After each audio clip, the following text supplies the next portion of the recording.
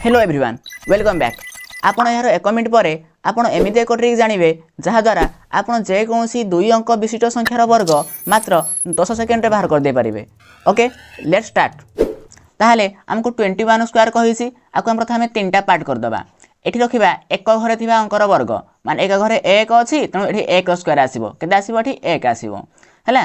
तापर एठी 10 घरे 2 अच्छी एक घरे 1 अच्छी एठी स्क्वायर माने 2 अच्छी तेणु 2 × 1 × 2 से 3टार गुणफल माने केते हबो ना एठी 4 आसीबो 2 के 2 2 2 × 4 एठी के आसीबो एठी 10 घर वर्ग 10 घरे की अछि 2 अछि तेणु 2 स्क्वायर आसीबो माने एठी 4 पळे आसीबो हैला। ताले केते आसीला को 4 4 1 माने 21 स्क्वायर हबो 441।